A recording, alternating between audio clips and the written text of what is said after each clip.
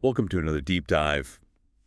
Today we're going to be looking at, well, the artistic legacy of the Tomar dynasty. The Tomar dynasty. Yeah, in Gwalior, India. Oh, wow. And for this one, we've got a very special book that we're going to be looking at. Okay. It's called Sanasa or Mankutuhal Okay.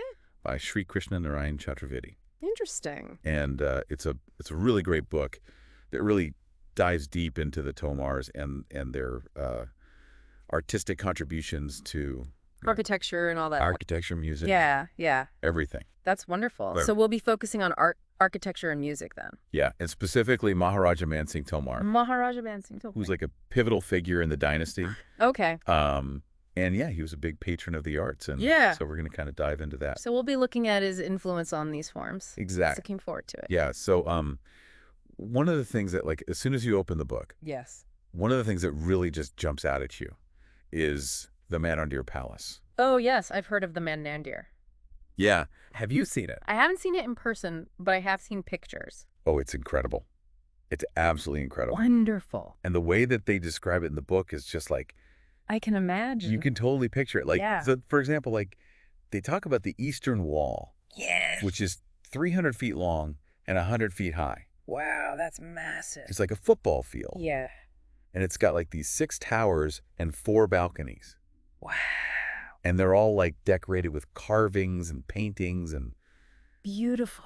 just like, It sounds magnificent. oh, and they talk about the colors. Oh, yes. Like they use these really bright eye-catching colors. So they must have had a good understanding of color theory and pigments. Yeah, and do you think that they used like symbolism with the colors? I mean, it's certainly possible. Colors often held symbolic meaning in ancient cultures. But, beyond symbolism, it shows that they wanted to create something that would be visually stunning and memorable.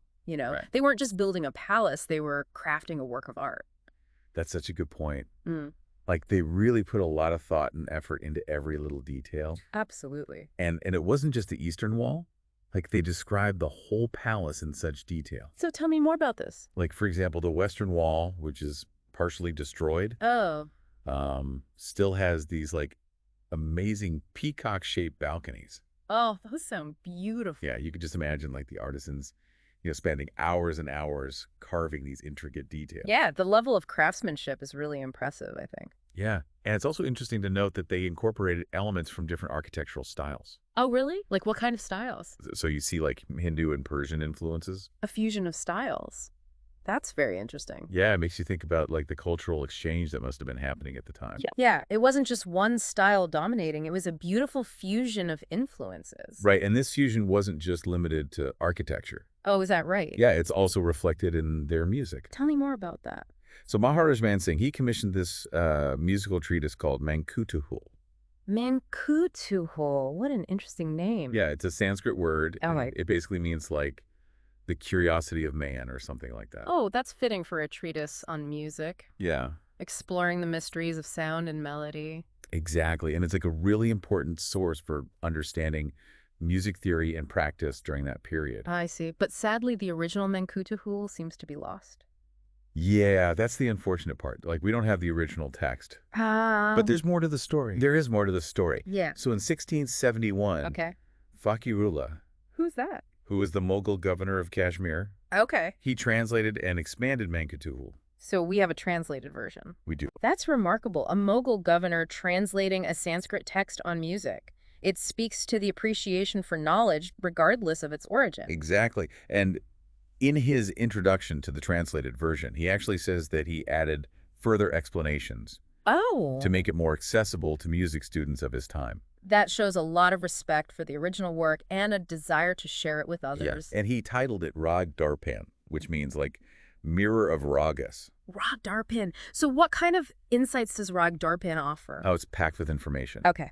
Like it categorizes ragas and describes their characteristics and Wonderful. the emotions they evoke and when they should be performed. And So it's like a comprehensive guide to the nuances of Indian classical music? pretty much. Wow. And it also talks about different instruments and vocal techniques, and Oh, wow. it's really fascinating. So it really gives us a glimpse into the musical world of the Tomars. It does. That's incredible. And speaking of the musical world, we can't forget about the musicians themselves.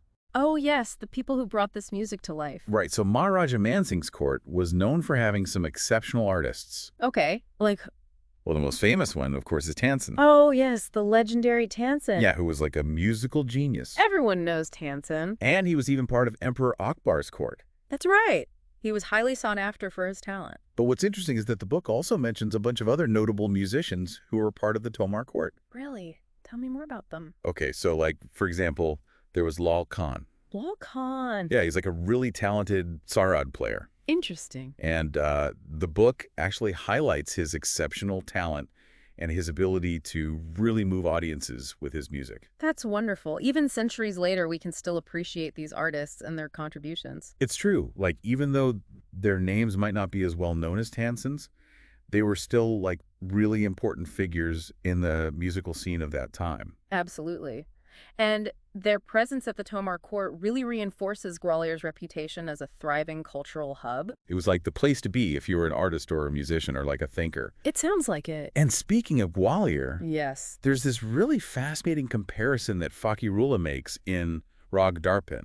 What's that? He calls Gwalior the Shiraz of India. The Shiraz of India. Have you heard of Shiraz? Yeah, I know Shiraz. It's like this renowned cultural hub in Persia. Right. So he's basically saying that Gwalior was like the Indian equivalent of Shiraz.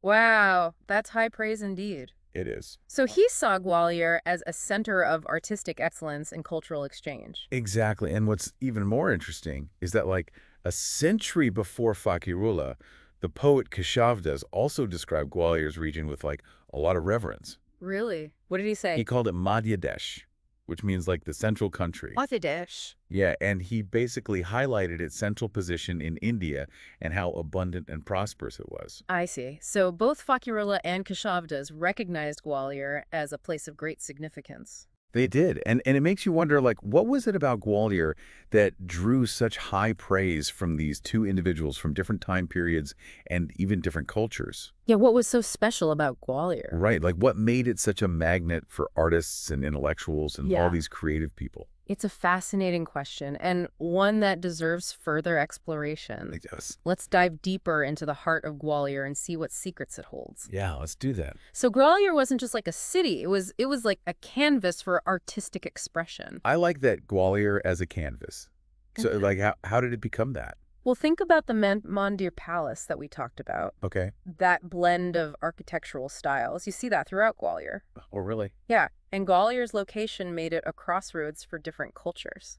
Okay, so like a melting pot. Exactly. Like a melting pot of artistic ideas. And was it only limited to like the palaces and the grand structures, or did it reach like everyday life? Oh, it reached all levels of society. How do we know that? Well, Keshavda, remember how we talked about Gwalior's abundance? The people, pleasures, and wealth. Yeah, if people were struggling to survive, art wouldn't have flourished. That makes sense. You can't create art on an empty stomach. Right. And the variety of musicians mentioned shows that. Yeah, we talked about Tansen and Lal Khan and Exactly. the father and son. It's like a musical ecosystem. It is. Yeah. And they weren't all in the court. No, think about the instrumentalists, Feroz Qadi and Tahir. They performed everywhere. So they were really bringing music to everyone. Yes, the heartbeat of Gwalior. That's a great way to put it. Mm. So then we have this Mughal governor translating a Sanskrit text. Mankutuhal. Yeah. Yeah, it really shows you that there was respect across cultures. It does. It wasn't about one culture being better. It was about knowledge. And the architecture reflects that too. The Mandir. Yes, with the Hindu and Persian elements. Exactly. Like a cultural dance. I like that. Where everyone leads and follows. And it wasn't just the elite, right? No, the musicians they traveled, they collaborated. So this culture was alive and constantly evolving. Precisely. It embraced change, but honored its heritage. And that's why it thrived for so long. Yeah. So what do you think made Gwalior so special? Well, the location, the patronage of people like Maharaja Mansingh, and the prosperity. Yeah. But it seems like there's more than that. Like a spirit of openness. Yes. A thirst for knowledge. That makes sense. And that's something we can learn from today. In our interconnected world. Exact. So now to go back to Syed Tayyab. Bacha. Yes, he specialized in Dhrupad. Yes, a very sophisticated vocal style. And he wasn't Hindu, but he mastered this Hindu style. It shows how fluid cultural boundaries were. Like music was a shared language. Exactly. And it wasn't just music, architecture, literature, food. It was everything. So all these individual stories come together to show this cultural exchange. Yes, history isn't just facts, it's people. It makes it so much more interesting. It does. And speaking of individuals, Yes. I want to talk about Lal-Khan. The Sarod player. Yes. What was so special about him? Well, he was known for evoking a wide range of emotions. Oh, wow. He could make you laugh or cry. So talented. And he even traveled to Agra. To meet Tansen. Yes, imagine that.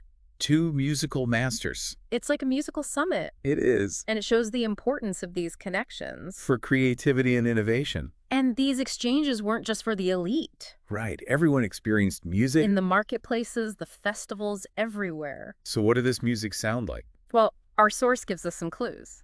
I'd love to hear about the instruments and sounds of Gwalior. Let's explore that. So imagine you're walking through Gwalior back then. The sounds, the smells, the colors. It must have been incredible. So what kind of instruments would I hear? Well, we've already mentioned the pakawaj and the ridang. The percussion. Yes, the rhythm. But what about the melodies? What were they playing? Well, there was the veena. The veena. I love the veena. Such a beautiful sound. And it must have sounded amazing in those spaces. It did. And there was also the sitar. The sitar. Yes, it was gaining popularity then. So many different instruments. All blending together. It's like a musical conversation. It is. And the human voice was part of that conversation too. Oh, right. We talked about Dhrupad. Yes, Bach's specialty. But were there other vocal styles? Well, the source doesn't go into specifics. Okay. But it does talk about the importance of vocal training. Right, like those 25 flaws to avoid. Exactly. Yeah. They really wanted to achieve vocal mastery. It wasn't just singing for fun. No, it was an art form. It makes you appreciate the dedication. It does. But music wasn't just entertainment, was it? What else was it used for? Well, it was part of religious ceremonies and court rituals, Oh, interesting. and even healing practices, So it was really a part of everything. woven into the fabric of life. It's amazing how music can do that. It is. And that connection to music continues in India today. It's a beautiful legacy. It is. This whole period is full of amazing artistry. It really is. They created a world of beauty. And even though it's gone, The creativity lives on. through the stories and the music. Exactly. And this deep dive has been a journey for us, It has. exploring architecture and music and meeting these fascinating people. It's been a privilege to learn about this. And this is just a small part of Indian history and culture. There's so much more to explore. There is, but for now, Yeah. I have to wrap things up. I know. I'm sad to see it end. But thank you to all our listeners for joining us. Yes, thank you. And if you want to learn more, be sure to check out other episodes of the Samvaad podcast series. We have so much more to share. We do. So until next time, keep exploring Keep asking questions. and keep that curiosity alive.